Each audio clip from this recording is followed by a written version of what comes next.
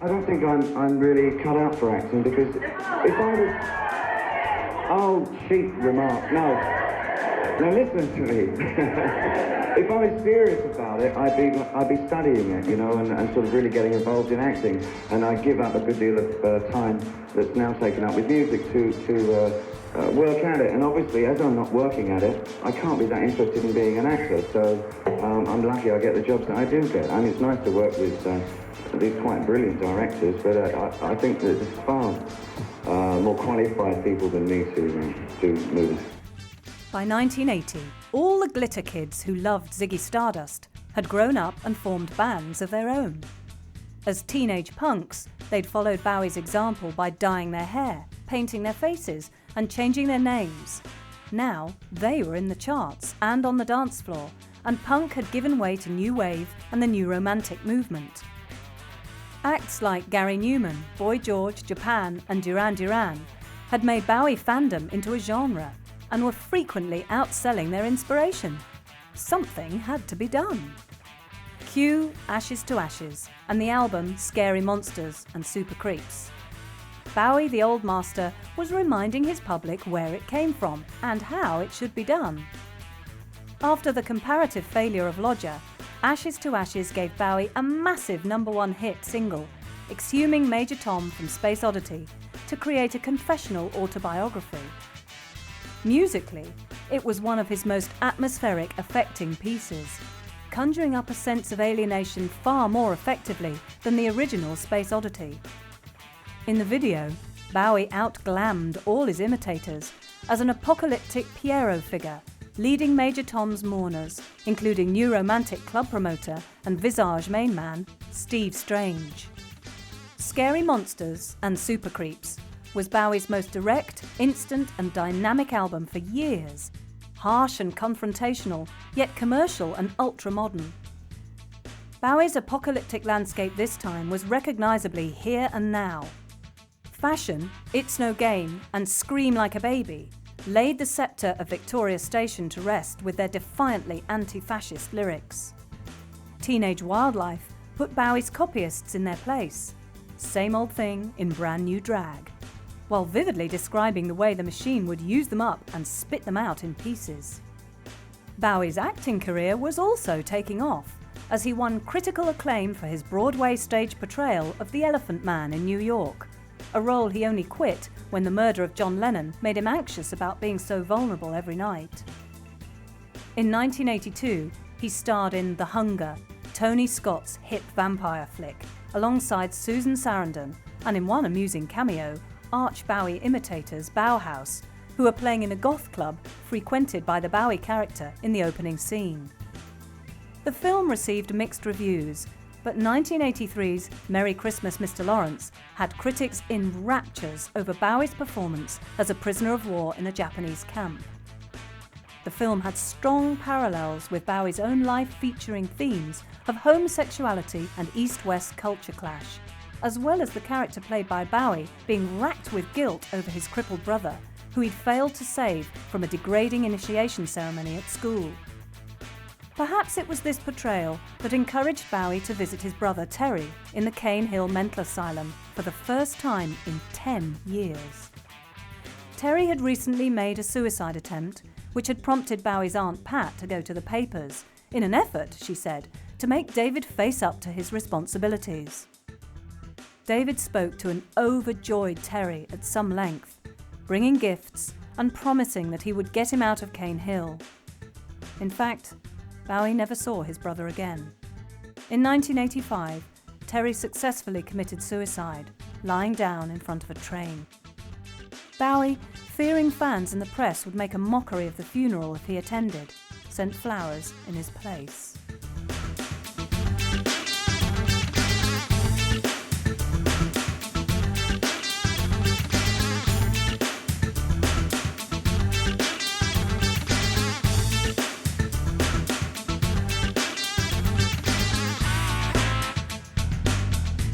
A lot of bands cover Chuck Berry or the Stones or whatever. I cover Iggy Pop because I think there needs to be... I love his songs, he's a great songwriter and he deserves to be... His songs deserve to be heard more. At the end of 1982, Bowie's contract with Main Man finally expired. He no longer had to give away half his album royalties, and duly responded by making the most commercially successful record of his career, Let's Dance. Bowie had followed up the success of Ashes to Ashes with Under Pressure, another #1 single, in collaboration with the group Queen. Now he began re-immersing himself in the black rhythm and blues idiom that had inspired him in the first place, and for a producer selected Nile Rodgers, one half of the phenomenally successful disco outfit Chic. With Texan bluesman Stevie Ray Vaughan on guitar, Bowie created a sound that was both traditional and modern, a classic mainstream pop record that nevertheless could not have been made at any other time by any other artist. The title track was another masterpiece and Bowie's biggest selling single ever. China Girl, co-written with Iggy Pop and originally included on his album The Idiot, also proved to be a hit, now accompanied by a risque video showing Bowie and an Oriental girlfriend rolling naked together in the surf. Bowie's new image was polished, tanned, immaculate, the ultimate professional in his distinctive powder blue suit. The 1983 Serious Moonlight World Tour set new industry standards, establishing Bowie as one of the 3 or 4 biggest stars on the planet. 1984's Tonight was accomplished, bland, and another huge seller.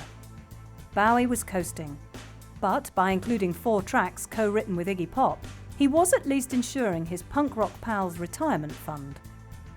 1987's Never Let Me Down and the following Glass Spider tour, which saw him joined by guitarist Peter Frampton, son of his old art teacher Owen, were ridiculed as being all pretension and little substance.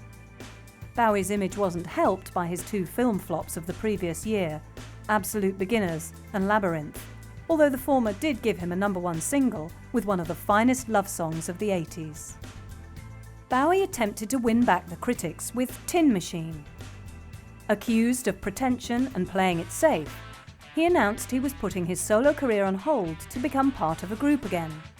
The band, Tin Machine, consisting of guitarist Reeves Gabriels and the Sales Brothers on bass and drums, proceeded to tour their self-titled LP around a succession of relatively small venues throughout 1989. The album was panned, and Tin Machine, the group seen as a rich man's indulgence. Bowie's record company, EMI, refused to release the follow-up, and Bowie was soon playing his greatest hits again on the Sound and Vision World Tour. And yet Tin Machine, the album, really wasn't that bad. Hunt and Tony Sales were drawn from Iggy Pop's backing band, and throughout the album, Bowie sounds on angry, passionate form. It's essentially a protest album against rock and roll and its deceptions, using the most relentless, bombastic rock setting to make its point. 1993's Black Tie, White Noise went to the other extreme, a bland jazz rock collection that reflected Bowie's wealth, status and happiness with his new wife, the black supermodel Iman. The album opened and closed with their wedding songs. Jump, they say, was, however, a respectable single that angrily addressed Terry's suicide, and Bowie was reunited with Mick Ronson one final time as the guitarist, then dying of liver cancer, played on a limp cover of Cream's I Feel Free. Better was Ronson's production of ex-Smith singer Morrissey's Your Arsenal LP, and Bowie's version of Morrissey's I Know It's Gonna Happen Someday was the highlight of an underwhelming record. And yet, Bowie's renaissance was just around the corner. A mixture of clean living and the sane outlook. I'm ecstatic. I'm very happy with everything. Bowie's critical and creative resurgence began with BBC TV's adaptation of Hanif Qureshi's novel The Buddha of Suburbia. Commissioned to write the theme song, David came up with an entire album, inspired by the setting of early 70s Bromley to revisit his own pop cultural landscape. In 1994, Bowie returned to the studio with Brian Eno, recording enough material for 5 albums, the first of which to emerge was 1995's Outside. In the meantime, Bowie went through another subtle image change. Realising he was being perceived as an ageing wealthy pop star, he decided to focus on an area of his creativity he'd previously kept private: his paintings and sculpture. Bowie's work was displayed in his first solo exhibition, New Afro, Pagan and Work, 1975 to 1995, at London's Cork Street Gallery, and he also contributed to the Minotaur Myths and Legends and War Child exhibitions, the latter co-curated with Brian Eno. He joined the editorial board of the fine art quarterly Modern Painters and displayed an increasing interest in multimedia art forms, particularly the possibilities of the internet. So it was David Bowie, artist, who presented the critically acclaimed Outside album. Subtitled A Non-Linear Gothic Drama Hypercycle, it came accompanied by a William Burroughs-esque text narrative and several computer-generated artworks by Bowie, many of them grotesquely manipulated self-portraits. This was another concept album, based on The Diary of Nathan Adler, an art crime detective investigating the art ritual murder of baby Grace Blue. It was impenetrable stuff, but the music was an intoxicating fusion of techno beats, industrial rock, and classic Bowie. Mike Garson and Carlos Alomar were back on board, the former's jazz piano evoking the ghost of Aladdin Sane. The Harp's Filthy Lesson was featured on the soundtrack to the film Seven, and Hello Space Boy was reworked as a hit single alongside the Pet Shop Boys, as Major Tom was revisited for a third time. Bowie's follow-up was 1997's Earthling, influenced in part by the drum and bass sounds of London's clubland and jungle pioneer Goldie. It included the quirky Little Wonder and the claustrophobic, paranoid I'm Afraid of Americans. In 1999, David delivered a more mellow set with Hours, crooning a sequence of understated ballads and mid-paced rockers that recalled some of his finest moments. Bowie has also continued to pursue his film career, including playing Andy Warhol in the 1996 biopic of artist Jean-Michel Basquiat. Now clean of both drink and drugs, he is every inch the modern global businessman, planning every move well in advance and consolidating his position on the world market. He has continually repackaged and re-promoted his back catalogue, from umpteen greatest hits albums and reissues to 2000's career retrospective of radio sessions, Bowie at the Beeb. In addition, one can buy shares in his songs, Bowie Bonds, log onto the internet via BowieNet, and even open an account with Bowie Bank. A songwriter, performer, entrepreneur, and more, as far back as 1978, Bowie has said that he wanted to be known simply as a generalist, meaning one who can work in many different fields. He also concluded that he would live and die an artist. He is, in the end, unique. Through all his images, characters and personas, there is only one David Bowie.